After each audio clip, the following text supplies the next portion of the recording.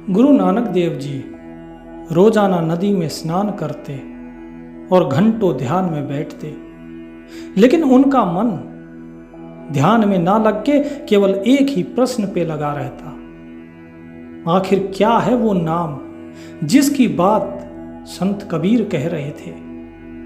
क्या है वो सतगुरु? कौन था वो सतगुरु जिसके बारे में संत कबीर दास जी कह रहे थे? वो मुझे कभी गुरु कहते, कभी मुझे सतगुरु कहते, कभी पूर्ण गुरु कहते, लेकिन जब मैंने उन्हें कोई नाम दिया ही नहीं, कोई मंत्र दिया ही नहीं, तो कैसे उन्हें उसकी प्राप्ति हो गई? किस प्रकार उन्हें प्राप्ति हुई? ये प्रश्न उन्हें बार बार कचोट रहा था, जो वो किसी से पूछ नहीं सकते थे। एक दिन गुरु नानक देव जी जब नदी किनारे स्नान करके बाहर निकले तो एक दिव्य तेजमयी पुरुष प्रकट हुआ, एक जिंदा फकीर। उन्होंने गुरु नानक जी को कहा, बोले नानका, बोले रोजाना स्नान करता है, अरे तन की मैल तो धुल गई, मन का मैल कब धुलेगा? आज तेरे मन का मैल धो दिया जाए। तो गुरु नानक देव जी ने उनको प्रणाम किया। उस नूर रूपी पुरुष को प्रणाम करके कहा, मन का मैल? बोले हाँ, ये मन का मैल ही तो है जो तुझे रोजाना परेशान कर रहा है।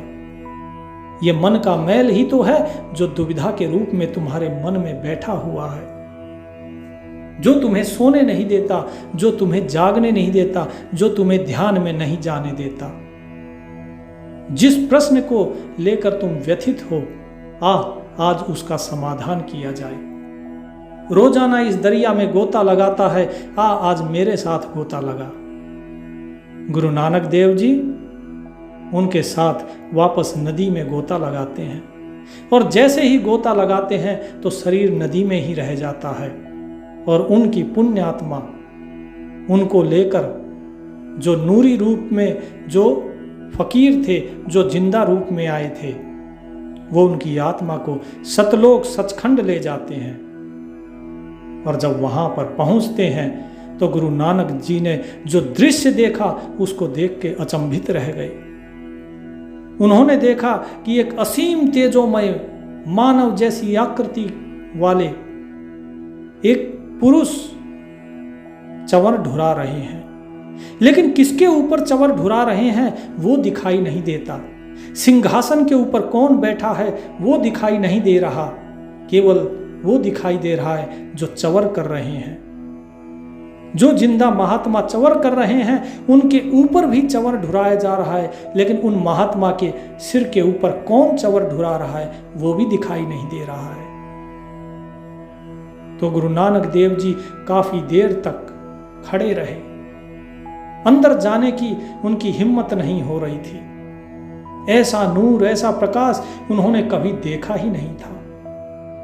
और जैसे ही उन महात्मा ने मुड़कर देखा नानक जी की तरफ, तो नानक जी ने उनके रूप को देखते ही उनके मुंह से अनायास ही निकल गया, वाहे गुरु सत्यनाम वाहे गुरु। गरीबदास महाराज अपनी बाणी में लिखते हैं, झांकी देख कबीर की नानक कीती वाह, ओह सिखा दे गल पई कौन छुड़ावे ताह। कि वो जो पुरुष थे, जो जिंदा महात्मा वहां पर थे, जो नूर रूपी पुरुष जो चंवर कर रहे थे, वो वही कबीर थे जो कि काशी में थे। अब इनके मुंह से जैसे ही निकला वाहे गुरु, कि हे गुरु, तुम ही सच्चे गुरु हो, तुम ही सतगुरु हो, और वो सत्य नाम, वो सब तुम ही हो।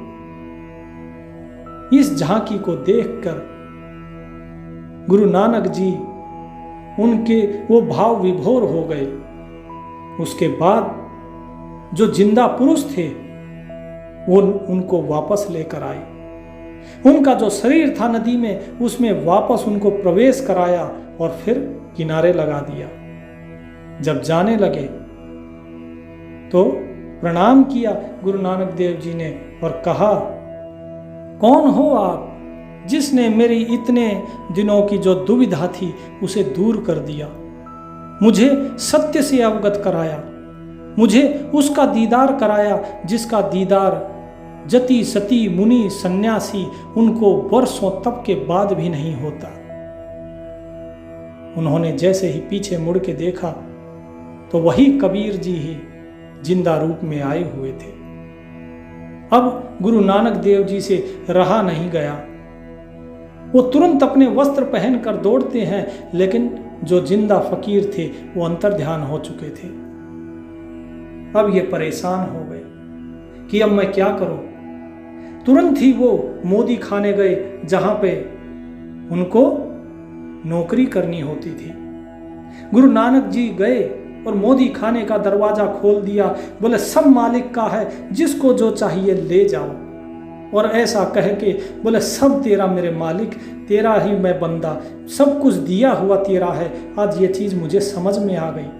मैं आज तक मैं में उलझा हुआ था, मेरा मेरा करता था, इन शास्त्रों के ज्ञान को ही मैं उत्तम समझता था और मैंने अपनी नादानी में उस सतगुरु को स्वयं ज्ञान दिया। वो मुझे गुरु कहते रहे, वो मुझे सतगुरु कहते रहे और मैं उन्हें चेला चेला कहता रहा।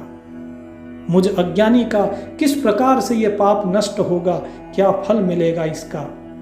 हे प्रभु मेरे पापों को क्षमा करना, ये सब कुछ तेरा है। और नानक जी ने सारा खजाना समाप्त कर दिया और उसके बाद सोचा कि अब मैं कबीर जी की शरण में जाऊंगा। जब वो जा रहे थे तो वहां के नवाब ने रोका। बोले ठहरो, सारा खजाना लुटाकर कहां जा रहे हो, पहले हिसाब होगा। अगर हिसाब में पैसा कम पाया गया तो दंड मिलेगा। तो गुरु नानक देव जी रुक गए, वहीं पर ध्यान में बैठ गए और जब गिनती हुई तो उसमें पैसे अधिक मिले। तो नवाब ने कहा कि पैसे अधिक हैं, ये पैसे आपके हैं, कृपया इन्हें रखिए। लेकिन गुरु नानक देव जी ने कहा कि इस धन का मैं क्या करूंगा, अरे जो सच्चा धन था वो तो मैंने छोड़ दिया, इस धन की क्या अहमियत है मेरे लिए, अब कोई अहमियत नहीं। अब मैं उस परमात्मा के पास जा रहा हूं जो मेरे जीवन को सफल करेगा। तो नवाब ने पूछा क्या वो परमात्मा कहीं रहता है, कैसे आपको पता लगा, कहाँ है वो। तो गुरु नानक देव जी ने अपनी सारी कथा सुनाई कि किस प्रकार मैं काशी में गया और किस प्रकार बनारस में जाकर मैंने उनके साथ ज्ञान चर्चा करे और किस प्रकार मैंने उन्हें कहता रहा चेला बेटा, और वो मुझे गुरु सतगुरु पूर्ण गुरु के रूप में संबोधित करते रहे। इतना कहकर गुरु नानक देव जी वहां से चल दिए, ये पुकारते हुए हक्का कबीर करीम तू बेऐब परवरदिगार, बेऐब परवरदिगार। गुरु नानक देव जी जब काशी पहुंचे रामानंद जी की कुटिया में, तो वहां पर ढूंढ रहे थे कबीर साहब को। रामानंद जी को प्रणाम किया। स्वामी रामानंद जी आश्चर्यचकित हो गए कि ये क्या है, जिसे कल तक कबीर सतगुरु कह रहे थे, पूर्ण गुरु कह रहे थे, जिन्हें कबीर गुरु कह रहे थे, वो आज मुझे प्रणाम कर रहे हैं, ऐसा क्या हो गया। तो गुरु नानक देव जी ने बताया कि कबीर कबीर नहीं है, वो तो स्वयं परमात्मा है। वो परमात्मा ही कबीर रूप में इस संसार में आया हुआ है हमारे उद्धार के लिए। मैं अपने अहम में, अपनी प्रशंसा में, मैं उन्हें चेला चेला कहते हुए उनको संबोधित करता रहा और वो मुझे गुरु कहे, कभी सतगुरु कहते रहे, कभी पूर्ण गुरु कहते रहे।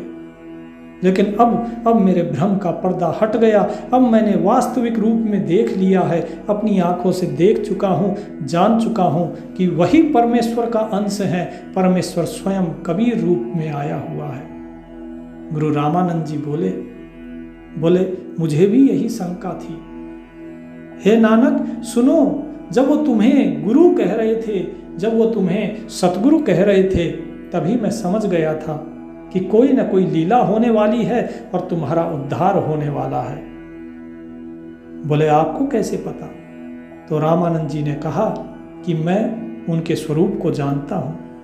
मैं कबीर के रूप को जानता हूँ, उनके स्वरूप को जानता हूँ, लेकिन देखो मेरे अहोभाग्य कि इस संसार की मर्यादा बनाए रखने के लिए वो मुझे गुरु कहते हैं, जबकि ज्ञान तो मुझे उनसे प्राप्त हुआ, लेकिन इन संसार में गुरु जरूरी है। बिना गुरु के उस परमात्मा को प्राप्त नहीं किया जा सकता। तुमने उसका क्षण भर के लिए केवल दीदार किया है, लेकिन अगर उसे प्राप्त करना है तो गुरु का होना आवश्यक है। और जिसके पास गुरु कबीर जैसा हो उसका उद्धार निश्चित जानो। तो गुरु नानक देव जी ने पूछा कि कहाँ है कबीर साहब जी, मुझे शीघ्र मिलवा दो। तो रामानंद जी ने उनको बैठाया और कहा, आप कुछ देर विश्राम कीजिए, कबीर आज नहीं आए हैं, वे आएंगे। वो कह कर गए हैं कि थोड़ी देर के बाद वो आ जाएंगे। उन्होंने अपने सेवकों को कहा कि गुरु नानक देव जी का ध्यान रखिए, इनको किसी प्रकार का कष्ट ना हो। सभी शिष्य आकर बैठ गए गुरु नानक देव जी के पास और उनसे पूछा कि आखिर क्या हुआ। उस दिन आपने इतना ज्ञान बताया, वो बड़ा ही अनमोल था, ऐसा लगा मानो आत्मा तृप्त हो गई हो। तो गुरु नानक जी ने एक शब्द कहा, यह शब्द गुरु ग्रंथ साहिब जी के अंदर राग सीरी महला 1 के प्रश्न नंबर 24 पर दर्ज है, शब्द नंबर 29, जिसमें वो कहते हैं, एक सुवान दुई सुवानी नाल, भलके भौकहि सदा बियाल, कूड़ छुरा मूठा मुर्दार, धानक रूप रहा करतार। कि जिस प्रकार एक कुत्ता और इसके साथ 2 कुतिया हैं, हमेशा भौंकती रहती है। बोले कुत्ता कुतिया ये क्या है? बोले कुत्ता है ये मन, और कुतिया है आशा और तृष्णा, और भौंकना अर्थात उमंग उठती रहती है और सदा नई नई आशाएं उत्पन्न करती रहती है, अर्थात जैसे कुतिया बच्चे पैदा करती रहती हैं, इस प्रकार ये जो मन है और आशा तृष्णा रूपी कुतियां हैं, ये नई नई उमंगे पैदा करती रहती हैं, आशाएं पैदा करती रहती हैं। इनको मारने का तरीका बिना सत्य नाम के और बिना तत्व ज्ञान के सारे तरीके झूठे हैं, सारे साधन झूठे हैं। और यही मन मेरे अंदर और ये आशाएं मेरे अंदर भी पैदा हुई, और उन्हीं के कारण मैंने इस प्रकार का गलत कार्य किया कि वो मुझे सतगुरु कहते रहे और मैं उन्हें चेला कहता रहा। वो कोई आम व्यक्ति नहीं है, वो कोई आम साधक नहीं है, वो स्वयं परमात्मा ही है जो जुलाहे के रूप में प्रकट हुआ है, और उन्होंने ही मुझे वास्तविक उपासना बताई है। गुरु नानक देव जी कहते हैं कि मैं पत की पंद न करनी की कार, उह बिगड़े रूप रहा बिकराल, तेरा एक नाम तारे संसार, मैं एहो आस एहो आधार, मुख निद्रा आँखा दिन रात, पर घर जो ही नीच सनात, काम क्रोध तन बसै चंडाल, धानक रूप रहा करतार। कि वो जो परमात्मा है, उस परमात्मा की साधना के बिना, उसकी बंदगी के बिना ना तो कोई इज्जत है, ना कोई साख है, और ना ही कोई अच्छी करनी हो सकती है। जब तक वो परमात्मा अपनी रहमत ना करे, तब तक भक्ति की कोई कमाई नहीं बन सकती। उस भयंकर काल से केवल परमात्मा का नाम ही बचा सकता है, वही केवल उद्धार करता है। अब मुझे केवल उसी नाम की आस है और वही मेरा आधार है। मेरे इस शरीर में काम क्रोध आशा तृष्णा आदि बहुत से चांडाल रहते हैं, और इसी कारण मैंने पता नहीं किस किस की निंदा भी की होगी। स्वयं उस परमात्मा रूपी कबीर को मैंने चेला कहा, उसे अपने से छोटा जाना, अपने से नीचा जाना, लेकिन वास्तव में तो नीच मैं ही निकला। इसलिए मेरे भाइयों, आप सभी से विनती है कि जिस प्रकार मुझे अपनी गलती का एहसास है, आप लोग भी अपनी गलती का एहसास करो और उसे सुधारो, क्योंकि वो परमात्मा स्वयं जुलाहे के रूप में तुम्हें मिला है। उस परमात्मा उस जुलाहे को उसे तुम आम व्यक्ति मत जानो, क्योंकि मैंने उसका दर्शन किया है, मैंने उनके वास्तविक रूप को जाना है। तो वहां बैठे सेवकों ने पूछा कि हे गुरु नानक देव जी, आपने कैसे उसे जाना? आपने कैसे पहचाना उन्हें कि यही वो परमात्मा है जो जुलाहे कबीर के रूप में है? तो गुरु नानक देव जी कहते हैं, फाही सूरत मलूकी बेस, ओह ठगवाड़ा ठगी देश, खरा सियाना बहुता भार, धानक रूप रहा करतार। कि ये वही सूरत है और वही भेष है जो कि मुझे नदी किनारे मिले थे। तो लोगों ने पूछा, कौन मिले थे नदी के किनारे, किस वेश की बात कर रहे हैं? तो गुरु नानक देव जी कहते हैं कि यही कबीर जिंदा फकीर के रूप में मुझे मिले और ये मुझे सतलोक लेकर गए, सचखंड लेकर गए, मुझे उस परमात्मा का दीदार कराया और उसके बाद वहीं नदी के किनारे वापस छोड़कर आ गए। इनका वो जिंदा रूप वो मैंने देखा है। स्वयं काल भी भ्रम में पड़ गया, जो काल भी इन्हें पहचान नहीं सकता, तो जरा बताइए आम व्यक्ति कैसे पहचान पाएगा? ये चर्म चक्षु कैसे पहचान पाएंगे उस दिव्य रूप को? गुरु नानक देव जी प्यार से ठगवाड़ा कहते हैं कबीर जी को। क्यों? क्योंकि इन्होंने काल को भी ठग लिया, काल भी इन्हें पहचान नहीं पाया। ये दिखते कुछ और हैं, बहुत ही साधारण वेश वाले दिखते हैं, लेकिन इनकी महिमा बहुत भारी है, बहुत अपार है।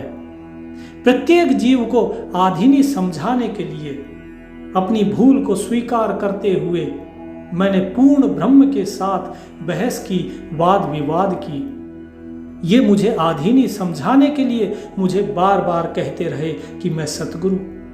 ये मुझे कभी पूर्ण गुरु कहते, कभी गुरु कहते, ताकि मुझे आधीनी का पता लगे कि मैं आधीनी सीखूं। लेकिन मैं इनके साथ बहस करता रहा, ज्ञान चर्चा करता रहा, वाद विवाद करता रहा, और वो सेवक बनकर मुझे सम्मान देते रहे, लीला करते रहे। उन्होंने मुझे भी अपनी लीला का एक हिस्सा बना लिया। मेरे जैसा नीच, दुष्ट, हरामखोर कौन हो सकता है जो अपने मालिक को, उस जुलाहे को पहचान नहीं पाया? जिस परमात्मा को सब जगह मैं ढूंढ रहा हूं, वो परमात्मा मेरे सामने था और मैं पहचान नहीं पाया। यही परमात्मा, यही जुलाहा कबीर, ये वो परमात्मा ही है, वो परमात्मा ही इसी रूप में आया हुआ है। मैं कीता न जाता हराम खोर, उहू किया मुंह देसा दुष्ट चोर, नानक नीच कहे विचार, धानक रूप रहा करतार। गुरु नानक देव जी ये शिक्षा दे ही रहे थे, अपना अनुभव बता ही रहे थे लोगों को। इतनी ही देर में स्वयं कबीर साहब आते हुए दिखाई दिए उन्हें, और जैसे ही उनको आते हुए दिखाई दिए, उनकी आंखों से आंसू बरस पड़े और तुरंत दौड़कर उनके चरण पकड़ लिए और कहा कि मुझे क्षमा करो, मुझे क्षमा करो, मैं आपका गुलाम हूँ, दास हूँ, मैं पापी हूँ। और एक शब्द कहा, ये शब्द राग तिलंग महिला, गुरु ग्रंथ साहिब जी के अंदर राग तिलंग महिला 1 में प्रश्न नंबर 721 पर दर्ज है। गुरु नानक देव जी कहते हैं कबीर साहिब को, ये अर्ज गुफ्तम पेश तो दर गोस कुन करतार, हक्का कबीर करीम तू बेऐब परवरदिगार। दुनिया मुकाम फानी तहतीक दिलदानी, मम सरमुई अजराइल गिरफ्त दिल हेच न दानी। कि हे शब्द स्वरूप ही करता, हे परमात्मा, हे सारी सृष्टि के रचनाहार, तुम निर्गुण संत के रूप में आए, तुम करीम हो, सब पर कर्म करने वाले, तुम ही सत्य हो और तुम ही कबीर हो, तुम बेऐब हो, तुम्हारे अंदर कोई विकार नहीं है और तुम परवरदिगार हो, वो परमेश्वर, वो निर्विकार परमेश्वर तुम ही हो। ये मुझे अब ज्ञात हो गया है। मैं आपके समक्ष आया हूँ, आपके द्वार पर आया हूँ, ये पूरी तरीके से जानकर कि आप ही वो परमात्मा हो, एक हृदय से मेरी विशेष प्रार्थना है कि हे मेरे महबूब, हे मेरे मालिक, ये संसार रूपी जो ठिकाना है ये नाशवान है, और जीव के शरीर त्यागने के पश्चात यम के जो दूत हैं वो यमदूत पकड़कर ले जाते हैं बेरहमी के साथ इस जीव को, और उस समय कोई भी साथ नहीं देता है। जन पिसर पदर बिरादरा कस नेस्त दस्तम गीर, आखिर बयफ्तम कस नदारद चू शब्द त कबीर। सब रोज गस्तम दर हवा कर देम बदी ख्याल, गाहे न नेकी कार करदम मम ई चिनी अहवाल। बदबख्त हम चू बखील गाफिल बेनजर बेबाक, नानक बुगोयद जनु तुरा तेरे चाकरा पाखाक। कहते हैं गुरु नानक देव जी प्रार्थना करते हैं कि मेरी इस अर्ज को हे मेरे मालिक सुनिए। जिस वक्त यमदूत पकड़कर ले जाते हैं उस वक्त चाहे कोई दोस्त हो या कोई पिता हो, बेटा हो, माता हो, भाईचारा कोई भी हो, कोई साथ नहीं देता है। आप तो स्वयं कहते हैं आसपास जोधा खड़े सभी बजावे गाल, बीच महल से ले गया ऐसा काल कराल। तो ये तो आप स्वयं कहते हैं हे कबीर साहब कि वो जब काल लेकर जाता है तो इनमें से कोई भी साथ नहीं देता, कोई रक्षा नहीं कर सकता। अंत में सारे उपाय, सारे फर्ज, सारी क्रियाएं काम नहीं आती। ये आवाज जो है ये आवाज भी बंद हो जाती है। प्रतिदिन कभी न रुकने वाली ये हवा ये चलना बंद कर देती है, और जिस प्रकार ये हवा अभी श्वास चल रही है इसी प्रकार मेरे अंदर बुरे विचार भी चलते रहते हैं। हे मेरे मालिक, शुभ कर्म करने का अब मुझे कोई जरिया नहीं दिखाई दे रहा। ऐसे बुरे समय में मेरे जैसे नादान, लापरवाह और भक्ति और भगवान का वास्तविक ज्ञान न होने के कारण मैं ज्ञानहीन हूं। मैं इधर उधर का ज्ञान कहता रहा, मैं वेदों का, पुराणों का, पोथियों का ज्ञान कहता रहा, और आप मुझे सतगुरु कहते रहे, आप मुझे संत कहते रहे। मैं अपनी प्रशंसा सुनकर फूला नहीं समा रहा था और मैं आपको चेला चेला कहता रहा। नानक जी कह रहे हैं कि हे कबीर साहेब, आपकी कृपा से आपके सेवकों के चरणों की धूल के समान भी मैं नहीं हूं, लेकिन ये डूबता हुआ बंदा आपकी कृपा से पार हो जाएगा। आप मुझे कृपया अपना शिष्य स्वीकार करें और मुझे वो नाम बताएं। मुझे उस सत्य नाम की बात कहिए, वो सत्य नाम बताइए जिसका जिक्र बार बार उस दिन आप कर रहे थे जब मैं मूर्ख आपके सामने ज्ञान चर्चा कर रहा था। तब कबीर साहेब जी गुरु बने और गुरु नानक देव जी को अपना शिष्य बनाया और उन्हें वो सत्य नाम दिया। उस सत्य नाम के बाद गुरु नानक देव जी का उद्धार हुआ। गरीबदास महाराज अपनी वाणी में कहते हैं, हम सुल्तानी नानक तारे, दादू को उपदेश दिया, जात जुलाहा भेद न पाया, काशी माह कबीर हुआ। अनंत कोटि ब्रह्मांड का एक रत्ती नहीं भार, सतगुरु पुरुष कबीर है कुल के सिरजनहार। कि वो कबीर ही थे जिन्होंने नानक जी का उद्धार किया, जिन्होंने इब्राहिम सुल्तान को पार लगाया, जिन्होंने दादू जी को उपदेश दिया। जुलाहे के रूप में वो परमात्मा कबीर के रूप में काशी के अंदर प्रकट हुआ, लेकिन कोई उसका भेद नहीं जान पाया। लेकिन इसमें एक चीज ध्यान रखिए, यहां पर क्या बताया है, जो एक शिक्षा दी गई कि जो सच्चा गुरु होता है वो गुप्त रहता है, उसे काल भी नहीं पहचान पाता कि ये सच्चा गुरु है। दुनिया की नजरों में और काल की नजरों में एक वो सामान्य व्यक्ति ही दिखाई देता है। ये तो वही पहचान पाते हैं जिन्हें वो जना देना चाहता है।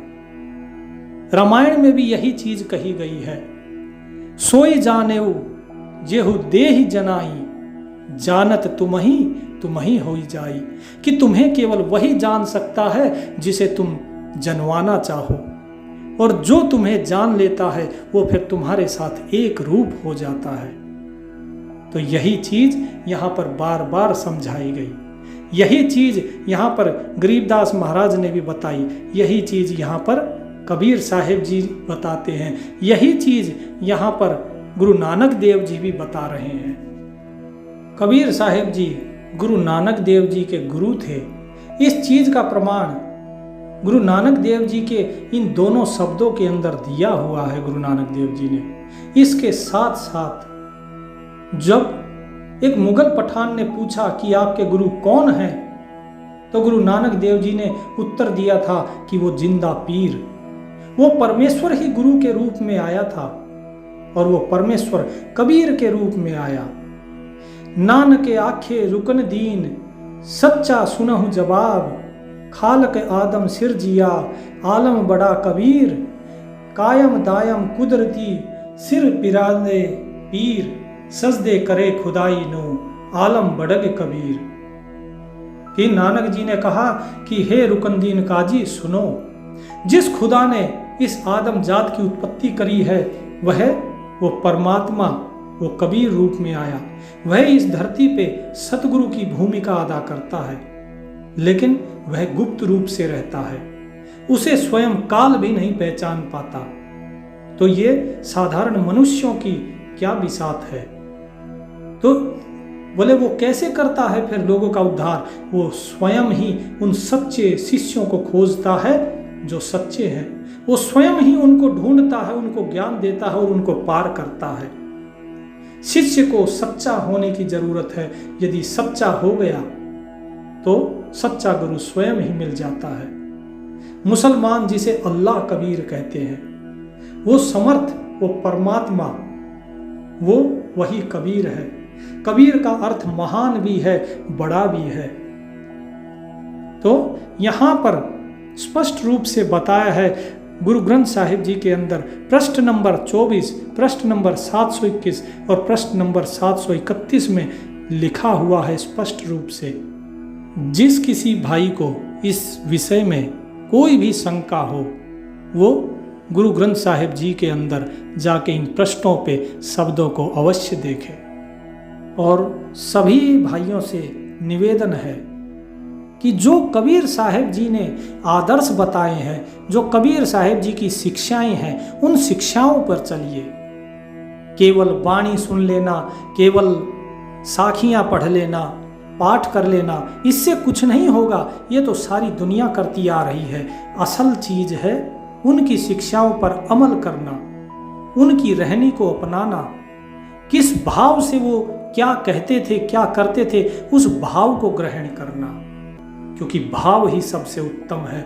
बिना भाव के नाम भी थोथा है, नाम से ही मुक्ति होगी, लेकिन भाव के साथ। इसलिए प्रेम और विश्वास के भाव के साथ उस परमात्मा का नाम लीजिए। सत साहिब।